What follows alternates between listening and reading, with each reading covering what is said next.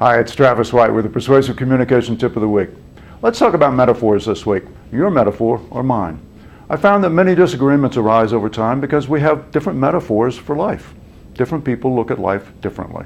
And life is very complicated, the earth is very complicated, and so we have to simplify. And one of the ways we simplify is by using metaphors for what life is like. So let's consider two different metaphors.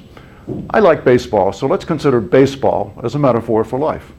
Why would that be a good metaphor? Well, baseball has a lot of rules, just like life. Baseball has a lot of rules that you can ignore sometimes, just like life. There are a lot of different ways to score runs in baseball, a lot of different ways to be successful, just like life. And deceit is okay in baseball. It's okay to throw a changeup but make it look like a fastball. You're deceiving the batter. It's okay to do the old hidden ball trick that we all learned in Little League. And you're hiding the ball and the runner doesn't know it and you tag him out when he least suspects it. And aggression is okay in baseball as well. You can flatten the catcher on the way to home plate if you need to score a run. So all of those things are acceptable. All of those things are morally acceptable and legal within baseball. Let's say your metaphor for life, on the other hand, is a court of law, court of justice. Why would that be a good metaphor for life? Well, again, there's a lot of rules, just like life. There's some rules that you can probably ignore, just like life.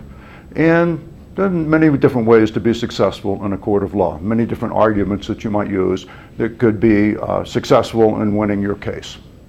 On the other hand, deceit is not allowed in a court of law. It is in baseball, but not in a court of law. So what does that mean? It means if your metaphor is court of law, my metaphor is baseball, we're going to have disagreements about what behavior is acceptable and what behavior is not acceptable. Essentially, what's moral and what's not moral, or what's legal and what's not legal. So we have different ways of looking at the world, different ways of simplifying the world, and we're going to have disagreements because of that. So it's a good idea in any kind of social situation, particularly if you're interested in a person romantically, find out what that person's metaphor for life is and how it is the same or different from yours.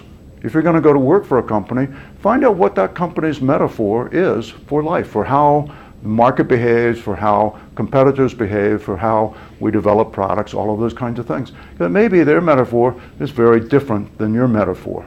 And if that's the case, you're probably not going to be happy working at that company. Better to find that early rather than late. So think about your metaphors, think about the metaphors that other people hold around you. It's very important for how you interact with people and what you find to be acceptable, moral, legal, or not. So that's a Persuasive Communication Tip of the Week. See you again next week.